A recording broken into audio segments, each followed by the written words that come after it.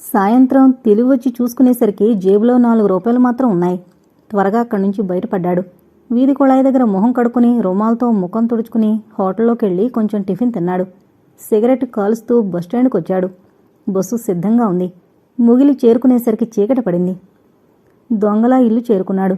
నిప్పులు కురిసే కళ్ళతో చూసింది యశోద. తమరి కోసం పోలీసులు వచ్చి వెళ్లారు. అర్థం కానట్లు చూశాడు కృష్ణ.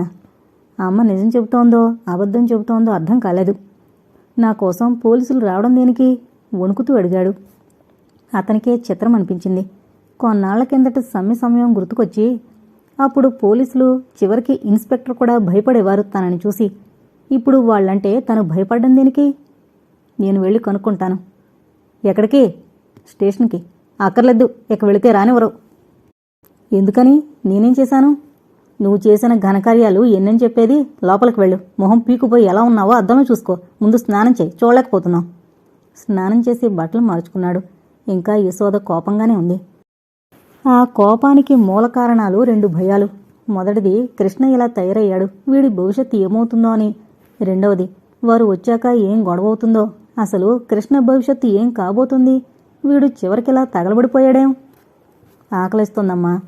ఆమె అంత కోపము కన్నీటిగా కరిగిపోయింది. త్వరగా కంచం పెట్టి అన్నము కూర వడ్డించింది. కృష్ణ మరింత ఆత్రంగా తినసాగాడు. 4-5 ముద్దలైనా తిన్నాడో లేదో చలమయ్య రాని వచ్చాడు. అతనికంటే ముందు సారా వాసన. వస్తూనే కృష్ణని చూశాడు. చూస్తూనే నడుముకున్న బెల్ట్ విప్పాడు. విడి విడగానే ఆచ్ఛాదనలేని వాడి వీపు మీద చెళ్ళుమని 4 సార్లు మోదాడు. కృష్ణ చేతిలోని ముద్ద జారిపోయింది. అమ్మా అని అరిచాడు మొదటి దెబ్బకి. బాబో అన్నాడు రెండో దెబ్బకి. వ్యవధి లేకుండా వరుసగా పడిపోయాయి 4 దెబ్బలు. యశోద కలగజేసుకునే లోపల ఆమె కళ్ళల్లో నీళ్లు గిర్రును తిరిగాయి. దుఃఖంతో ఆమె గొంతు వెడడం కష్టమైంది. అన్నం తింటుంటే అంతలేసి దెబ్బలు కొడతారా పిల్లవాణ్ణి? న్యాయమేనా? అంటూ చలమయ్యకి కృష్ణకి మధ్యకు వెళ్ళింది. ఆ సమయంలో చలమయ్యకి ఏం చెప్పినా ప్రయోజనం ఉండదని ఆమెకు తెలుసు. అయినా తన ప్రయత్నం తను చేయకుండా ఉండలేకపోయింది కృష్ణ తల్లిగా. ఆ ఇన్స్పెక్టర్ ముందు నాకెంత అవమానమైందో తెలుసా? చిచ్చి, వీడు నా కొడుకు కాదు, రణకురుపు అరిచాడు చలమయ్య. బెల్టుని మళ్లీ తీశాడు. కానీ అతని ప్రయత్నం ఫలించలేదు. ఒకవైపు కృష్ణ, మరొక వైపు వరలక్ష్మి గట్టిగా ఏడుస్తున్నారు. దూరంగా బెక్కచచ్చిపోయి నిలబడున్నాడు. కొడుక్కి తనకీ మధ్య యశోద నిలబడింది. కృష్ణ వీపు తన వైపు లేదు. మీరు ఇన్స్పెక్టర్ దగ్గరికి వెళ్లారా? వెళ్ళక చచ్చేదా? రమ్మని కబురు చేశాక ఇలాంటి వెధవల్ని కన్నాక ఇన్స్పెక్టర్ పిలిచినా వెళ్ళాలి, బాకీవాడు పిలిచినా పరిగెత్తాలి. యారా రాస్కెల్, నీకింకా బొడ్డోళ్లేదు పూర్తిగా? అప్పుడే నీ మొహానికి ప్రేమలేఖలు పెళ్ళిళ్ళునా? అసలు ఆడదంటే ఏంటో నీకేం తెలుసు? ప్రేమలేఖ రాశాడా వీడే? నివ్వెరపోయింది యశోద. కృష్ణ పట్టుమని 10 వాక్యాలు స్వంతంగా రాయలేడే. కాంపోజిషన్ కూడా కంటతా పడితే తప్ప వాడికి రాదే. వాడు ప్రేమలేఖ రాయడమా? ఎవరికి? కృష్ణ కూడా ఆశ్చర్యపోతూనే ఉన్నాడు. ప్రేమలేఖ విషయం నాన్నకెలా తెలిసింది? శిరీష చెప్పనందే. ఆ ప్రేమలేఖ తానెంత కష్టపడి రాశాడు. ఒక సెక్స్ నవల్లో చూసి మరీ రాశాడు. తను దానిని జాగ్రత్తగా శిరీషకే అందించాడు. ఎవరికి? అడిగింది యశోద. సూపర్వైజర్ శ్రీనివాసరావు గారు అమ్మాయి శిరీషకి. నవ్వాలో ఏడవాలో అర్థం కాలేదు యశోదకి. శిరీష వయసు 10 11. ముద్దుగా బొద్దుగా ఉంటుంది. 10 ఏళ్ల పిల్లకి ప్రేమలేఖ రాశాడు.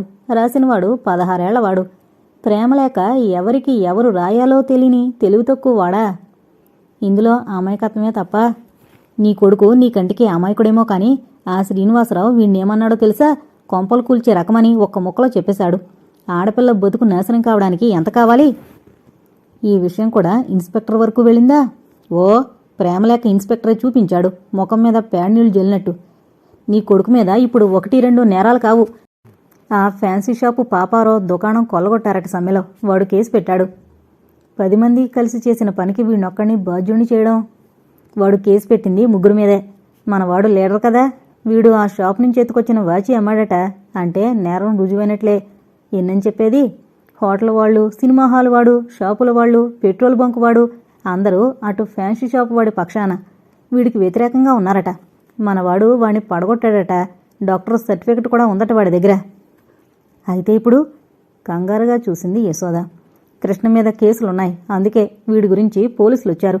వీడిని పట్టుకుని స్టేషన్లో ఉంచి కోర్టుకు హాజరుపరచమని ఇన్స్పెక్టర్కి ఆర్డర్స్ వచ్చాయట. కనుక ఇన్స్పెక్టర్ పోలీసులు పంపాడు. యశోదకి మతిపోయింది. కృష్ణ, పోలీసులు, కేసులు, అరెస్టు, ఏంటిదంతా? వాడికేం కాబోతోంది? కానీ కృష్ణ ఒక్కడూ ఏమీ చేసుండడు. వాడి వెనక ఎంతోమంది ఉంటారు. వాళ్ళందర్నీ వదిలి ఒక్క కృష్ణనే శిక్షించడం? కోర్టుకి చెవులే కాని కళ్ళుండవు, బుర్ర కూడా ఉండదా? పసివాడు ఒకడు అన్ని నేరాలు చేశాడంటే ఏడుస్తూ అంది యశోద. నమ్మదగిన విషయమేనా? ఇన్స్పెక్టరు ఒక సలహా ఇచ్చాడు, మెల్లిగా అన్నాడు చలమయ్య. కృష్ణ మీద జాలి కొద్దీ, మంచివాడు, పిల్లలు కలవాడు కనుక అలా చెప్పాడు. కృష్ణ కోసం మరో 4 రోజుల్లో మళ్ళీ పోలీసుల్ని పంపుతాడట. అప్పటికి కృష్ణని ఎక్కడికైనా పంపేమన్నాడు. అంతకంటే తను చెప్పగలిగేది ఏమీ లేదన్నాడు. అవును, వీడు చేసిన పనులకి పోలీసులకి దొరికి కోర్టుకి హాజరవుతే వీడికి తక్కువ శిక్ష ఏమీ పడదు. అలా శిక్ష పడితే వీడి జీవితమంతా పాడవుతుంది. ఇటువంటి రిమార్కు పడ్డాక ఉద్యోగం ఇవ్వడు. అసలు కాండక్ట్ సర్టిఫికెట్ ఇవ్వడానికే సందేహిస్తాడు హెడ్ మాస్టరు. వీడింకా మేజర్ కాదుగా, వీడికి శిక్ష పడుతుందా? అంతవరకు ఏ బోస్టన్ స్కూల్లోనూ ఉంచుతారు. అదైనా మంచిది కాదు భవిష్యత్తు దృష్ట్యా. ఒకటే మార్గం, వీడినిక్కడి నుండి ఎక్కడికైనా దూరంగా పంపించెయ్యాలి. పరీక్షలు దగ్గర పడుతున్నాయి. అవి కాకుండానే కావాలంటే పరీక్షలు ఇక్కడే రాయించే అవకాశం ఇమ్మని ఇన్స్పెక్టర్ గారిని అడుగుతాను. ముందు మాత్రం వాడిని పంపించేక తప్పదు. ఎక్కడికి? అడిగింది యశోద. ఆమె ఆశలు చాలా విఫలమవుతున్నట్టు, ఆమె ఎంతో భయాందోళనకి లోనవుతున్నట్టు ఆ కంఠం కంపించింది. అది నువ్వు చెప్పు. తప్పనిసరి అయితే మా చెల్లెలింటికి పలాస్ పంపుదాం. ఏం చేస్తాం? నెలలా కొంత డబ్బు పంపుదాం పరీక్షలు అయ్యే వరకు. మీరు ట్రాన్స్ఫర్కి పెట్టుకోండి. మరొక ఊరైతే వాణ్ణి మన దగ్గర ఉంచుకోవచ్చు. ఏం? ఇలాగే కాని బదిలీ అంటే మాటలా? ఎప్పటికో వస్తుంది మనం కావాలనుకుంటే. సరేలే, ప్రయత్నిస్తాను. మరి వీడు పరీక్షలు రాయాలి కదా. ఇప్పుడు టీసీ తీసుకున్నా మరొక ఊళ్ళో సీట్ ఇవ్వద్దు. పరీక్షలు ఇక్కడే రాయాలి. ఆ వారం రోజులు పోలీసులు వీడి జోలికి రాకుండా చూడమని ఇన్స్పెక్టర్ గారిని ప్రార్థించండి. మంచివారే అన్నారుగా, కాదని అనుకుంటాను. అడుగుతాను విసుగ్గా అన్నాడు చలమయ్య. వీళ్ల మాటలు సాగుతుంటే అక్కడి నుంచి తన గదిలోకి జారుకున్నాడు కృష్ణ. ప్రయాణం, అలసట, ఆ పైన దెబ్బలు, ఏడుపు, వీటన్నింటి మూలంగా వాడికి ఒళ్ళు తెలియని నిద్ర పట్టేసింది. అమ్మ తన గదిలోకొచ్చి చూడడం వాడికి తెలియనే తెలీదు. యశోద వాడిని చూస్తూ సర్వశక్తులు ఉడిగిపోయిందల్లా నిలబడిపోయింది. ఆమెకు భవిష్యత్తంతా అంధకార బంధురంగానూ అతి భయంకరంగానూ తోచింది. కృష్ణ జీవితం ఏమైపోతుందో అన్న ఆతృతతోనూ వాడి మీద జాలితోనూ ఆమె కన్నులు అదే పనిగా కన్నీరు కార్చసాగాయి. ఆ రాత్రి ఆమె అన్నం తినలేదు. మెదడు నిండా ఆలోచనలు నిండి కడుపులోని ఆకలిని చంపేశాయి. ఏం జరగబోతోందో అన్నది ఆమె కొంచెమైనా ఊహించలేకపోయింది, ఎంత ప్రయత్నించినా. ఇన్నాళ్ళు పోపుల డబ్బాలోవి, గూట్లోవి డబ్బులు మాయమవడానికి కారణం ఇప్పటికి తెలిసింది. ఆమె కృష్ణను అనుమానించలేక తనే ఏదో ఖర్చు చేసి మరిచిపోయుంటాను అనుకుంటూ వచ్చింది చిల్లరకు కాళ్లు రాగానే. కానీ ఆ నేరాలన్నీ చేసినవాడు కృష్ణ అని తెలిసింది. కృష్ణ దొంగ, తన కొడుకు దొంగ. ఆ రాత్రి ఆమెకు నిద్ర పట్టిందే తక్కువ. ఆ తక్కువ నిద్ర కూడా కలత నిద్ర. కృష్ణని పోలీసులు పట్టుకుని జైల్లో పెట్టేసి అన్నం పెట్టకుండా మార్చి లాఠీలతో కొడుతుంటే వాడు బాధగా, దీనంగా అమ్మా అని ఆక్రోశించినట్లు చాలా మట్టుకు అలాంటి కలలే. తెల్లవారుతూనే కృష్ణ బట్టలు, పుస్తకాలు పెట్లో సర్ది వాడిని లేపి అన్నీ సిద్ధం చేసి బస్టాండుకు తీసుకువెళ్ళింది. వరలక్ష్మిని కూడా తనతో వెంట తీసుకువెళ్ళింది. పలాస వెళ్లే బస్సు ఎక్కింది. మొగిలికి పలాసకి 40 మైళ్ళు. బస్సు కదిలింది. ఇక కృష్ణకి నీతులు చెప్పడం మొదలుపెట్టింది యశోద. ఆమె ఒళ్ళో వరలక్ష్మి నిద్రపోతోంది. కృష్ణ, నువ్వు మరీ చిన్నపిల్లాడివి కావు. చదువుకుంటున్నవాడివి, పబ్లిక్ పరీక్ష రాయవలసిన వాడివి. న్యాయంగా ఈ పాటి నీ మంచి చెడ్డలు నీకే తెలియాలి. పోనీ జరిగిందేదో జరిగింది. ఇక ముందైనా నువ్వు జాగ్రత్తగా బుద్ధిగా మసులుకుంటే కలిగిన నష్టం పూడ్చుకోవచ్చు. మా ఆశలన్నీ నీ మీదే ఉన్నాయి. ఇంటికి పెద్ద కొడుకు నువ్వు. బాధ్యతలు తెలుసుకోవాలి, బుద్ధిగా ఉండాలి. లేకపోతే నువ్వే కాదు, నీ తమ్ముడు, చెల్లి కూడా చెడిపోతారు.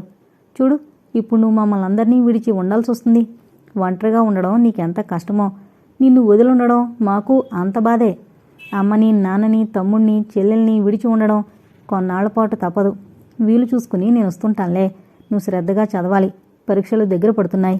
నువ్వు స్వతహాగా చెడ్డవాడివి కాదు. నీ స్నేహితులే నిన్ను అలా చేశారు.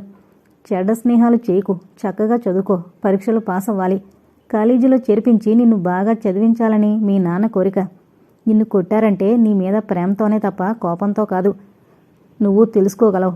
చూడు, పోలీసుల మూలంగా నువ్వు స్కూలుకు వెళ్ళడానికి, ఊర్లో ఉండడానికి వీల్లేకపోయింది. ఇది మంచి విషయం కాదు కృష్ణ. మంచి పని చేయడము, మంచి పేరు తెచ్చుకోవడము ఎంతో కష్టం. నీకు మంచి పేరు రావాలి, నేను సంతోషించాలి, మా కృష్ణ ఇంత గొప్పవాడని నలుగురికి చెప్పుకొని మురిసిపోవాలి. ఏం మీ అమ్మకి ఆ తృప్తి కలిగిస్తావు కదూ అంటూ ఆమె బొజ్జగించి లాలించింది, బోధించింది. అమ్మ మాటలు వింటున్నంతసేపు కృష్ణకి సిగ్గుగాను హాయిగానూ కూడా ఉంది. మౌనంగా వింటూ కూర్చున్నాడు. నిశ్చయంగా ఆ లేత మనసు మీద అమ్మ మాటలు ప్రభావం చూపాయి. కానీ పలాసలో పిన్నిగారింట దిగి మర్నాడు సాయంత్రం అమ్మని బస్సెక్కించి వస్తుంటే కిళ్ళికొట్టు పక్కన తన ఈడు వాళ్లే నలుగురు కుర్రాళ్ళు పేకముక్కలాడుతుంటే అమ్మ మాటలు గాలికి ఎగిరిపోయాయి. జేబులో ఉన్న 3 రూపాయలతోనూ వాళ్ల మధ్య దూరాడు. సిగరెట్ కాలుస్తూ పేకాడుకుంటుంటే ఈ నీతి వాక్యాలు జ్ఞాపకం వస్తాయా? ఆ సాయంత్రం 5 రూపాయల లాభం సంపాదించాడు. అప్పుడు అతనికి అనిపించింది, చాలామంది మురుకులు కాకపోతే సులభంగా డబ్బు సంపాదించడానికి పేకాట ఉండగా చచ్చి చెడి చదవడము, పరీక్షలకు కూర్చోవడము దేనికో. పేకాట దగ్గర స్నేహమై తన దగ్గరున్న పుస్తకాలను చదువుకునేందుకు ఇస్తానన్నాడు శేఖర్. శేఖర్ ఇంటికి కృష్ణ వాళ్ల పిన్నింటికి అతి దగ్గర. శేఖర్ కృష్ణ క్లాసే, తండ్రి లేడు.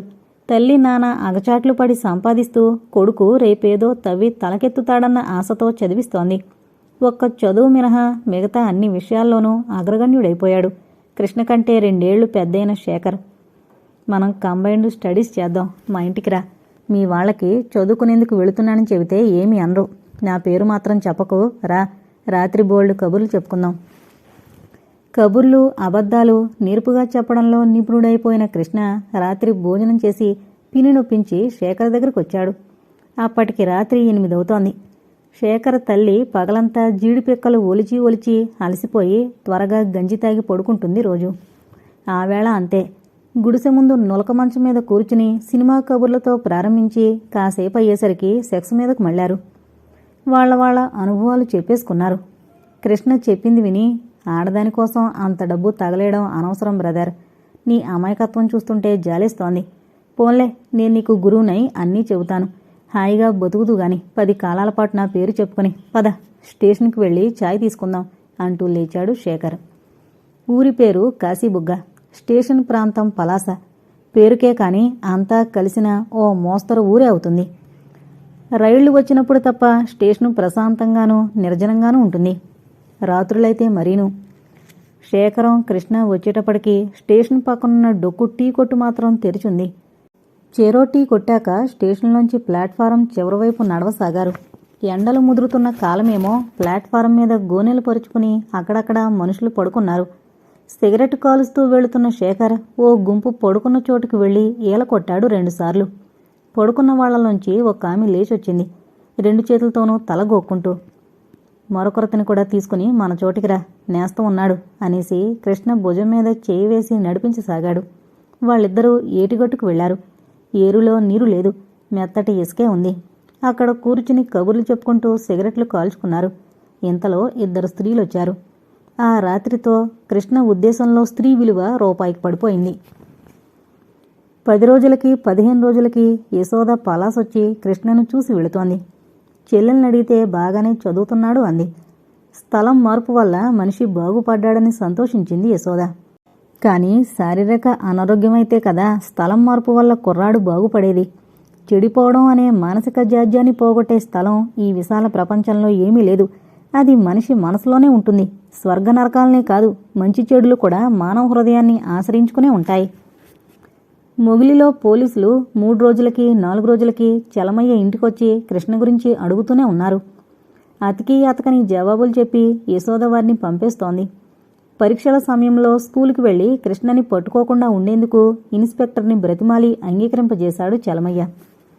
పరీక్షలకొచ్చాడు కృష్ణ. పరీక్ష ప్రారంభించడానికి 10 నిమిషాల ముందు తప్ప అతన్ని ఇల్లు కదలనివ్వలేదు.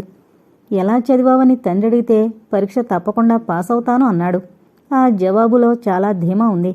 పరీక్షాపత్రం అందుకుంటూ ఒక్కసారి తన గురువుని శేఖర్ని తలుచుకున్నాడు. జేబులో గైడుంది. ఇక తను పాస్ అవకేం చేస్తాడు అనుకున్నాడు. మొదటి ప్రశ్న చదివాడు. ప్రశ్న అర్థం కాలేదు. పక్కవాడిని అడిగాడు గైడ్లోంచి జవాబును చూపించమని. వాడు పిరికివాడు, కృష్ణని వినిపించుకోలేదు. చివరకు విసుగెత్తి తనకు తోచిన జవాబులు గైడు చూసి రాసేసాగాడు. ఓ పావు గంటకి ఆ చూసి రాతకు కూడా చిరాకేసింది. వేళ్లు నొప్పులు పుట్టాయి. నా పేపర్ కూడా నువ్వే రాసేయకూడదట్రా మధు నీకు విందిస్తాను పరీక్షలు కాగానే అడిగాడు. మధు జవాబు చెప్పలేదు. ఓ గంటకి ఇక హాల్లో కూర్చోవడం కూడా కష్టమైపోయింది. అది ఎగ్జామినేషన్ హాలు కానీ సినిమా హాలు కాదు కదా. అంతకీ 4 సార్లు అవుట్ సైడ్ అంటూ వెళ్ళాడు. కానీ ఎంతకీ టైం అవదే. వెదవ గడియారం ఆగిపోలేదు కదూ. 3వ రోజున గైడు చూసి రాస్తుంటే వాచర్ పట్టుకున్నాడు. బ్రతిమాళ్లంతో మొదలుపెట్టి చివరకు బెదిరింపు వరకు వెళ్ళాడు కృష్ణ. తన గురువిచ్చిన చాకు తీసి టేబుల్ మీద పెట్టి వాచర్ వైపు చూశాడు. నీ బెదిరింపు నా దగ్గర కాదు. ముందు బయటకు వెళ్ళు, లేకపోతే పోలీసులను పిలవగలను. నీ చాకు కూడా పట్టుకుపో. పెన్సిల్ చెక్కుకునేందుకు ఉంటుంది. ఇక గత్యంతరం లేక హాలు బయటకు పోయి నీ అంతు చూస్తానని బీరాలు పలికాడు కృష్ణ. ఆ సాయంత్రం నలుగురిని కూడగట్టుకునేందుకు ప్రయత్నించాడు కానీ ఎవరూ రాలేదు. కృష్ణకి సమ్మె రోజులు గుర్తుకొచ్చాయి. అప్పుడు తను పిలవకుండానే వెంటపడే వాళ్ళందరూ ఇప్పుడు పిలిచినా రావడం లేదు. ఎందుకని? వీళ్ళకి తన తడాకా తెలిసినట్లు లేదు. ఆ వాచరు పని కూడా పట్టాలి. తనంటే తమాషాగా ఉన్నట్లుంది. చివరి పరీక్షకు కూర్చుని ఓ గంట గడిపి బయటకొచ్చాడు. అంతే. ఎదురుగా 2 పోలీసులను పెట్టుకుని ఫ్యాన్సీ షాప్ వాలా. తను ప్రమాదంలో చిక్కుకున్నాడని అర్థమైపోయింది. ఒక్క పరుగు తీశాడు. సమ్మె సమయంలో జరిగిన విషయాలపై కేసుల్ని ఉపసంహరించుకుంటామని ప్రభుత్వం ప్రకటనైతే చేసింది కానీ కొన్ని కేసులు మాత్రం ఉపసంహరించుకోలేదు. వాటిల్లో కృష్ణ కేసు ఒకటి. కృష్ణ వెంట పోలీసులు పరిగెడుతున్నారు. కానీ అతనంత వేగంగా పరిగెత్తలేక వెనకబడిపోయారు. కృష్ణ మాయమయ్యాడు. అప్పటికి చీకటి పడుతోంది. పరిగెత్తుతున్న కృష్ణ జీవితంలాగే పరిగెత్తి పరిగెత్తి అలసిపోయాడు కృష్ణ. అప్పటికి కానీ తెలియలేదు తను ఊరు విడిచి చాలా దూరం వచ్చేశాడని. స్టేషన్లో దీపాలు వెలుగుతున్నాయి. పోలీసులొచ్చి తనని పట్టుకుంటారేమో అన్న భయంతో స్టేషన్లో కదలబోతున్న రైలు ఎక్కేశాడు. ఆ రైలుకి తన జీవితానికి కూడా గమ్యం తెలుసుకోకుండానే ఒక ఖాళీ కంపార్ట్మెంట్లో కూర్చున్నాడు. అలిసి సొలసి అతనికి అతి త్వరగానే నిద్ర పట్టేసింది. రైలు కుదుపులకి చల్లగాలికి. తెల్లవారుతుంటే టీసీ వచ్చి టికెట్ అడిగాడు. కృష్ణ తెల్లముఖం వేసి స్టూడెంట్ని అన్నాడు. ఓ లెంపకాయ వేసి రైల్లోంచి కిందకు తోసి పో అన్నాడు టీసీ. చెంప పట్టుకుని స్టేషన్లోంచి బయటకు నడిచాడు. ఒక వంక చెంప, మరో వంక కడుపు తెగ మండుతున్నాయి. ఆకలికి తాళలేక ఏడుపొచ్చేసింది. ఒక్కసారి అమ్మ జ్ఞాపకం వచ్చింది. తెలియకుండానే కన్నీళ్లొచ్చాయి. రోడ్డు పక్క జంగిడి పెట్టుకుని ఎవరో ఇడ్లీ అమ్ముతున్నారు. ఆ ఇడ్లీ ఉల్లిపాయ చట్నీ చూసేసరికి ప్రాణం లేచొచ్చింది. గబగబా 4 ఇడ్లీలు తినేశాడు. మంచినీళ్లు తాగేశాడు. డబ్బులు అడిగేసరికి పారిపోబోయాడు. కానీ చెయ్యి ఇడ్లీల వాడికి చిక్కిపోయింది. వాడు 2 దెబ్బలు వేసి పప్పు రుబ్బుదుగాని పద అని లాక్కెళ్ళాడు. కృష్ణ తన గురించి దీనంగా కల్పించి చెప్పాడు. అమ్మా నాన్న లేరన్నాడు. వాణ్ణి కరిగించాడు. సరే, నా దగ్గరుండు. నాకు అమ్మకాల్లో సాయం చేద్దుగాని. మరో చోట కూడా పని చూపుతాను.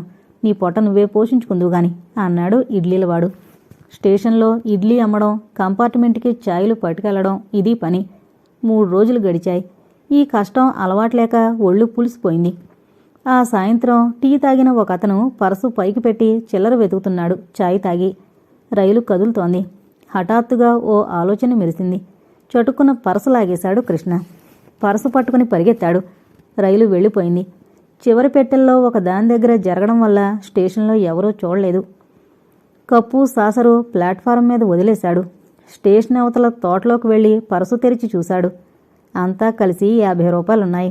స్టేషన్కొచ్చి కప్పులు సాసర్లు ఓనర్కి ఇచ్చేసి రావలసిన కమిషన్ తీసుకున్నాడు. స్టేషన్కు అప్పుడే వాల్తేరు వెళ్లే ప్యాసింజర్ వచ్చింది. టీసీ లేని కంపార్ట్మెంట్ ఎక్కేశాడు. కృష్ణకి ఆనందంగా ఉంది. ఎన్నాళ్ళనుంచో అనుకుంటున్న విశాఖపట్నం ఇన్నాళ్లకి చూడబోతున్నాడు. జన్మ ధన్యమైపోతున్నట్లే అనిపించింది.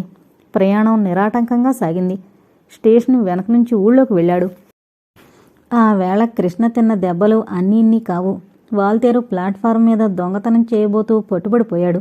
వాణ్ణి పోలీసులు కప్పచెప్పడం మానేసి తామే శిక్షించారు 4 కలిసి. తిట్లు చివాట్లు తిని తిని కదలడానికి కూడా ఓపికలేని పరిస్థితుల్లో ఓ పూటుండి ఎవరో దయామయుడు టీ పోయించగా తాగి రొట్టె తిని ఎలాగో రైలెక్కాడు.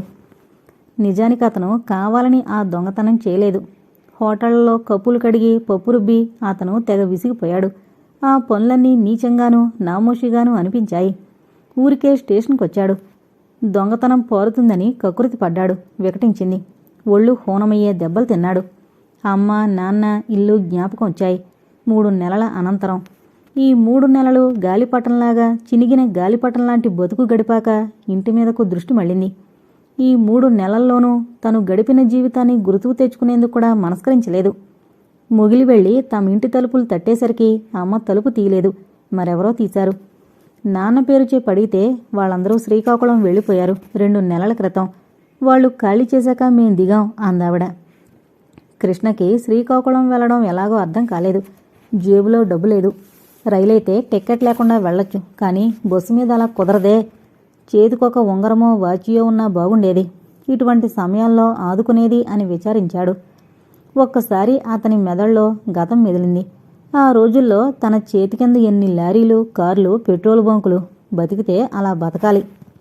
ఆకలి వేస్తుంటే కోవిల వైపు వెళ్ళాడు. అక్కడ పేకాట ఫ్రెండ్స్ లేరు. చివరికి రైల్వే స్టేషన్కి వెళ్ళి ఆముదాల వలసకి చేరుకునేందుకు నిశ్చయించుకున్నాడు. పొకోడీల జంగిడి ప్రియురాల్ని కలుసుకోవాలనిపించకపోలేదు, కానీ ఎందుకో ఆ ప్రయత్నం విరమించుకున్నాడు. 4 మైళ్ళు నడిచాడు నానా యాతనలు పడి. అక్కడ స్టేషన్లో కట్టుకథలు చెప్పి టిఫిన్ డబ్బులు సంపాదించి పొట్ట నింపుకున్నాడు. రైలు రాగానే ఎక్కి శ్రీకాకుళం రోడ్డు చేరుకున్నాడు. కానీ స్టేషన్ నుంచి 8 మైళ్ళు పోతేనే గాని శ్రీకాకుళం రాదు. ఎలా? 8 మైళ్ళు నడిచే ఓపిక లేదు. అప్పుడు అతనికి కనిపించిన మార్గం ఒకటే, పిక్ పాకెటింగ్. బస్సు ఎక్కుతున్న పల్లెటూరి ఆసామీ జేబు సంగ్రహించేశాడు. అదృష్టవశాత్తు దొరికిపోలేదు. దొరికిన డబ్బు 25 పైగానే ఉంది. అతని మెదడులో హోటల్ రూమ్ మెదిలింది. ఒళ్ళు మరచి నిద్రించగలిగేందుకు దివ్యౌషధం జ్ఞాపకం వచ్చింది. కొంతసేపాగి శ్రీకాకుళం చేరాడు. తిన్నగా హోటల్ రూముకి పోయాడు. స్నానం చేసి సారా గ్లాసు తెప్పించుకుని తాగేశాడు. అట్టే ఖరీదులేని అమ్మాయిని జత చేసుకున్నాడు. అంతే, గతం మరిచిపోయాడు. గతంలోని బాధలు మరిచిపోయాడు. తెల్లవారి సారా నిషా, సాని నిషా దిగిపోయాక అప్పుడు గుర్తుకొచ్చింది అమ్మ. ఇల్లు వెతుక్కుంటూ బయలుదేరాడు. జ్ఞాపకం వచ్చింది. శ్రీకాకుళంలో నాన్నకి ఒక పాత ఇల్లుండాలి, గుజరాతీపేటలో, అంటే నది ఒడ్డున. వెళ్ళి తలుపు తట్టాడు. ఎవరు అంటూ తలుపు తీసిన యశోద నిర్ఘాంతపోయింది. ఒక్క క్షణంలో ఆమెను ఆనందమూ దుఃఖమూ కూడా ఆవరించేశాయి. అమ్మా, తల వంచుకున్నాడు కృష్ణ. యశోద తేరుకుని కృష్ణ చెయ్యి పట్టుకుని లోపలికి తీసుకువెళ్ళింది. తమ్ముడు చెల్లి బాగున్నారా నాన్న? సిగ్గుపడుతున్నట్లు మెల్లగా అడిగాడు కృష్ణ. మాట పూర్తి కాకుండానే మంచం మీద నుంచి మూలుగులాంటి పలకరింపు వినిపించింది. కృష్ణ కృష్ణ అటువైపు నడిచాడు. నాన్న, ముందు స్నానం చేసి బట్టలు మార్చుకో. వేడినీళ్ళున్నాయి, తలంటుకో. బొత్తిగా పిచ్చిగుళ్ళ ఉంది తల, రేపు కటింగ్ చేయించుకో. వేడినీళ్లు స్నానం చేసి అమ్మిచ్చిన బట్టలు కట్టుకునేసరికి ప్రాణం తెరిపిన పడినట్లయింది. అమ్మ పెట్టిన అన్నం తినేసరికి కడుపు నిండింది. ఎన్నాళ్ళు ఏమైపోయావు, ఏం చేశావు అడిగింది యశోద. పరీక్ష రాస్తుంటే పోలీసులు వచ్చారు, భయం వేసింది. పేపర్ వదిలేసి పరిగెత్తాను. అందకుండా పరిగెత్తి రైలు ఎక్కేశాను. ఒక పెద్ద మనిషి నన్ను అన్నీ అడిగాడు. చెప్పాను. ఎన్నాళ్ళు ఆయన దగ్గరే ఉన్నాను. ఆయన కాంట్రాక్టరు, నేను సాయపడ్డాను. ఆయన తన దేశం వెళ్ళిపోయాడు, నేను వచ్చేశాను. సరే, ఇక నీకు పోలీసుల భయం లేదు. కేసు కొట్టేశారు. నీ పరీక్ష పోయింది. మార్కులేం బాగా రాలేదు. అక్టోబర్కి కూర్చుందుగాని. బాగా చదువుకుంటావో బుద్ధిగా అడిగింది యశోద. ఓ చూద్దుగాని అంటూ నిద్రకుపక్రమించాడు కృష్ణ. చలమయ్య ఆరోగ్యం బాగుండడం లేదు. వారం రోజులు ఆఫీసుకు వెళితే వారం రోజులు సెలవు పెట్టవలసి వస్తోంది. మనిషి చాలా చిక్కిపోయాడు. అతని పరిస్థితి చూస్తుంటే యశోదకి భయంగానే ఉంది. ఆరోగ్యం అలా ఉన్నా ఆయన తాగడం మానలేదు. ఎంత మొత్తుకున్నా ఫలితం లేకపోయింది. డాక్టర్ ఏమో తాగుడు మానితే తప్ప మందులు పూర్తిగా పనిచేయమంటాడు. ఈయనేమో తాగుడు మాండు. ఎలాగా? ఇదే ఆమె సమస్య. ఈ సమయంలో ఎప్పుడో ఎక్కడికో వెళ్ళిపోయిన కృష్ణ తిరిగి రావడం ఆమెకెంతైనా ఆనందమూ ధైర్యమూ కలిగించింది. ఎంతైనా పెద్ద కొడుకు. ఎంత చంపుకుందామన్నా ఆశలు చావవు కదా తల్లికి కొడుకు మీద. అదీకాక కృష్ణ ఆమె దృష్టిలో ఇప్పటికీ అమాయకుడు, పసివాడే. వాడిని తోవలో పెట్టుకోవడం ఆమెకు అసాధ్యంగా కానీ అసంభవంగా కానీ అనిపించలేదు. మర్నాడు కృష్ణ పుస్తకాలు తీసిచ్చి, చిన్న అన్నకి కొంచెం చదువు చెబుతూ ఉండు రోజు. వాడు పరీక్షకు వెళతాడు అక్టోబర్లో అంది. తనకంటే చిన్నవాడు, తమ్ముడి చేత చెప్పించుకోవలసిన అగత్యం వచ్చింది కదా అన్న పౌరుషంతోనైనా కృష్ణ బాగుపడతాడేమో అని ఆమె ఆశ. అదీకాక చిన్న తెలివైనవాడు, ఎప్పుడూ క్లాసులో ఫస్టే. అందుచేత వాడు అన్నకు కొంతవరకు అయినా చెప్పలేకపోతాడా అన్న నమ్మకం కూడా. ఒకసారి పట్టాలు తప్పిన రైలు పెట్టెను మళ్లీ పట్టాల మీదకి ఎక్కించడం చాలా శ్రమైన పని. ఒకసారి పదం తప్పిన జీవితాన్ని మళ్లీ మార్గంలో పెట్టడం మరీ కష్టం. వచ్చిరాని వయసులో మార్గం తప్పిన లేత బతుకుల్ని సరిచేయడానికి ఆ కుటుంబం ఒకటే ప్రయత్నిస్తే చాలదు, సమాజం అంతా కంకణం కట్టుకోవాలి. కానీ సమాజానికి ఆ ఓపిక, శ్రద్ధ ఉంటాయా అనేదే ప్రశ్న. శ్రమ పడకుండా భోజనం దొరకడం, నీడపట్టును కూర్చోవడం 2-3 రోజుల వరకు బాగానే ఉంది. కానీ ఇక విసుగెత్తడం మొదలెట్టింది. తిరిగే కాలు ఒకచోట నిలవదు కదా. అమ్మా, ఇలా కూర్చుని తినడం నాకు సిగ్గేస్తోంది. బజారుకి వెళ్ళి కూరలు తెస్తాను. సంచి డబ్బులు ఇలా పడాయి. చిన్నవాడు, వాడికి బేరసారాలు మంచి చెడ్లు ఏం తెలుస్తాయి? అయినా వాడు చదువుకోవాలి. యశోద ఆనందానికి మేరలేదు. కొడుకు మాటలు అమృత జల్లులా అనిపించాయి. ఆ మాత్రం బాధ్యత తెలిసి బుద్ధిరిగి మసులుకుంటే అంతకంటే ఏం కావాలి? కూరగాయలకని, నాన్న మందులకని, పచారీ సామాన్లకని కృష్ణే వెళుతున్నాడు. ఈ పనులతో తిరిగే అవకాశంతో పాటు సిగరెట్లు కూడా దొరుకుతున్నాయి మిగుల్చుకున్న డబ్బులతో. యశోద ఈ కోణంలో ఆలోచించలేకపోయింది. కొడుకు బుద్ధి తెచ్చుకున్నాడని అనుకుంది, ఆనందించింది. ఆ వేళ చలమయ్య ఉన్నట్లుండి పడిపోయాడు. చిన్న వెళ్ళి డాక్టర్ని పిలుచుకునొచ్చాడు. డాక్టరు పరీక్షించి తాత్కాలికంగా ఓ ఇంజెక్షన్ ఇచ్చి 12 గంటల్లోగా ఖరీదైన ఇంజెక్షన్లు 4 ఇవ్వకపోతే కష్టం అన్నారు. యశోద 100 రూపాయల నోటిచ్చి ఇంజెక్షన్లు తెమ్మంది. వెంటనే కృష్ణ బజారుకి బయలుదేరాడు. అది అతని మనసుని పురుగులా తొలుస్తోంది. దానికి తోడు సెంటర్లో పెద్ద పోస్టర్, క్లియోపాత్ర రథాలతో, అందమైన టైలర్ బొమ్మతో అమిత ఆకర్షణీయంగా ఉందా పోస్టర్. విశాఖపట్నంలో ఆడుతుందా సినిమా. సరిగ్గా అదే సమయానికి వైజాగ్ వెళ్లే బస్సు వస్తోంది. కృష్ణ ఆలోచించుకునేందుకైనా వ్యవధి లేదు. పైగా బస్సువాడు వైజాగోయ్ వైజాగ్ అంటూ కేకలు పెడుతున్నాడు. మంచి తరుణం మించినా దొరకదు అన్నట్లు. సర్వమూ మిథ్య. వైజాగ్ బస్సు ఒక్కటే సత్యం అన్నట్లు బస్సు ఎక్కేశాడు కృష్ణ. మామూలుగా అయితే 3-4 రోజులకే డబ్బు ఖర్చైపోయి తిరుగుముఖం పట్టేవాడు.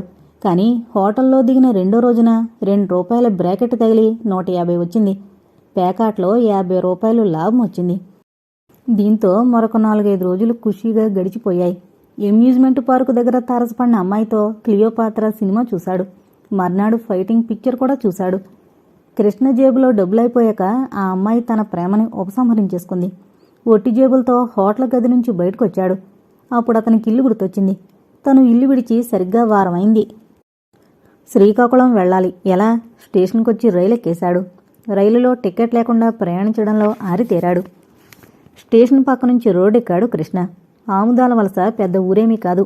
అయినా అక్కడ 1-2 లాడ్జింగ్ అండ్ బోర్డింగ్ హోటళ్లు, ఓ సినిమా హాలు ఉన్నాయి. ఓ హోటల్లో భోంచేసి మ్యాట్ని చూసేశాడు. తిన్నగా లాడ్జింగ్కొచ్చి తోవలో కిళ్ళి కొట్టు దగ్గర కొనుక్కున్న సెక్స్ పుస్తకం సీరియస్గా చదవసాగాడు. బాయ్ చనువుగా కన్నుగీటి, కావాలంటే కంపెనీ దొరుకుతుంది సార్ అన్నాడు. కృష్ణకి కావలసింది అదే, ఆడదే.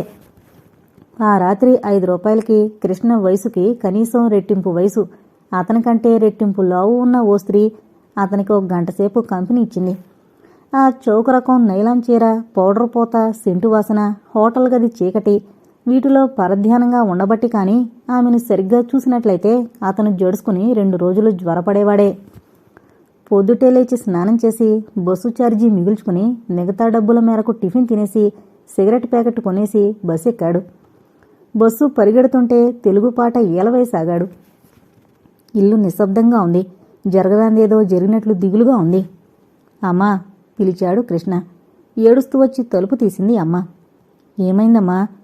ముసుగు వేసుకున్న అమ్మని చూస్తూ అడిగాడు కృష్ణ. మీ నాన్నగారు. ఆమె కంఠం దుఃఖంతో పూడుకుపోయింది. నాన్నగారు ఏమయ్యారమ్మా? ఆత్రంగా అడిగాడు. అతని ప్రశ్నకి జవాబు చిన్నా చెప్పాడు. చచ్చిపోయారు. నాన్న చచ్చిపోయారా? నాన్న? అప్రయత్నంగా దుఃఖం వచ్చింది. ఒక్కసారి తుఫాన్లా విరుచుకు పడిపోయింది యశోద. మీ నాన్నగారు నువ్వే పొట్టను పెట్టుకున్నావు. నీ మీద బెంగతోటే ఆయన ఆరోగ్యం పాడు చేసుకున్నారు. చివరికి నీకోసం కలవరిస్తూనే కన్ను మూశారు. ఛీ, నువ్వు కొడుకు కావు, ఆయన పాలటి యముడివి. పో, నిన్ను చూస్తుంటే. అమ్మా! హృదయ విదారకంగా ఏడుస్తూ తల్లి పాదాలను చుట్టుకుపోయాడు. అంతే, ఆమె కరిగిపోయింది. తన ఆవేశానికి, ఆరాటానికి పశ్చాత్తాపపడింది.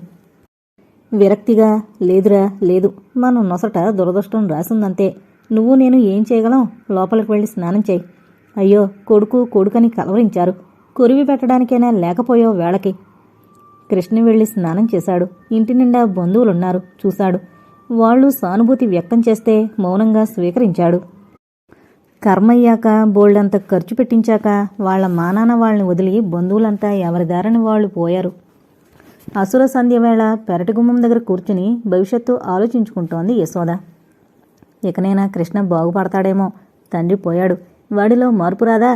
బాధ్యత తెలిసిరాదు. ఈ పిల్లలే లేకపోతే వారితో పాటు తను పోయేది. వీళ్ల కోసం తను బతకాలి, తప్పదు. సరిగ్గా అదే సమయంలో వీధి వాకిట్లో నులక మంచం వేసుకుని పడుకుని ఆకాశం వైపు చూస్తూ కృష్ణ కూడా ఆలోచిస్తున్నాడు. బంధువులు మంచివాళ్లు, అందుకే తనకి 50 రూపాయల రొక్కం చిక్కింది. ఎవరూ డబ్బు పోయిందని గోల్ చేయలేదు. వెర్రి వెధవలు, బొత్తిగా జాగ్రత్త లేదు. ఈ వారం రోజులు ఇల్లు కదలకూడదని కట్టిపడేశారు. శిక్షలా ఉంది. నాన్నని మరిచిపోలేడు తను. నాన్న ఎంత దర్జాగా సిగరెట్ కాల్చేవాడు. నాన్న తాగడము, నరసమ్మతో ఉండడము చూసే కదా తను నేర్చుకోగలిగాడు. నాన్నలా ఇంటి దగ్గర ఉన్నప్పుడు లుంగీలు కట్టాలి. ఆఫీస్ నుంచి, ఇన్సూరెన్స్ నుంచి చాలా డబ్బు వస్తోంది. అమ్మ అదంతా ఏం చేస్తోందో. కృష్ణ అంటూ వచ్చి అతని దగ్గరగా కూర్చుంది యశోద. ఆమె మనసు ఎంతైనా అస్తవ్యస్తంగా ఉంది. ఎడారిలో తోడులేని బాటసారిలా ఉందామె పరిస్థితి. ఆపుకుందామని ఎంత ప్రయత్నించినా కన్నీరు ఆగడం లేదు. ఆమెకు ధైర్యం చెప్పే మనిషి కావాలి. ఆమె మనసును ఆవరించిన భీతిని తొలగించే మాటలు ఎవరో ఒకరు, ఆమె కంటే చిన్నవాడైనా సరే చెప్పాలి. సింహం చనిపోతే గడిదలు కూడా తంతాయట. అలా ప్రారంభించింది. ఇంటి యజమాని పోతే ఇంటి పరిస్థితి అంతే. అందరికీ లోకుగా కనిపిస్తాం కృష్ణ. నాన్నగారు లేరు. ఇక ఈ ఇంటికి పెద్దవు నువ్వే. ఆడదాన్ని, నేనున్నా లేనట్లే లెక్క. ఇంటి పరువు నిలపవలసిన వాడు నువ్వే. నీ అండ చూసుకునే నేను ధైర్యంగా ఉండగలను. నువ్వు బాధ్యత వహిస్తానంటే నాకు కొంతైనా శాంతిగా ఉంటుంది. నేను సలహా చెప్పగలనే తప్ప స్వయంగా పరిష్కరించలేను. నేను చెప్పినట్లు చేస్తే, బాధ్యతాయుతంగా ప్రవర్తిస్తే. ఆమె కన్నీరు కృష్ణలో చలనం కలిగించింది. ఆమె దీనమైన మాటలు, గాదిగాదికమైన కంఠము కృష్ణని చాలా చలింపజేశాయి. అలాగే అమ్మా, నువ్వు చెప్పినట్లు వింటాను అన్నాడు దుఃఖం బిగబట్టుకుంటూ. ఆ కంఠంలోని మార్పుకి యశోదకి కొండంత బలం వచ్చినట్లయింది. ఒకసారి కృష్ణని కోగులించుకుని వాడి తల మీద కడివెడు కన్నీరు కారిచింది యశోద. అప్పటికి ఆమె మనసు ఊరట చెందింది. హృదయం తేలికపడింది. అన్నట్లు ఏదో అడగబోయి మానేసింది. మానుతున్న గాయాన్ని మళ్లీ రేపడం దేనికని? జరిగిందేదో జరిగింది. గతం కాదు కావలసింది, భవిష్యత్తు. అమ్మ కోసం ఆ రాత్రి మళ్లీ క్లాస్ పుస్తకాలు పట్టాడు కృష్ణ. అర్థం కావడం మాట అటుంచి 5 నిమిషాల్లో కళ్ళు మూతలు పడిపోయాయి.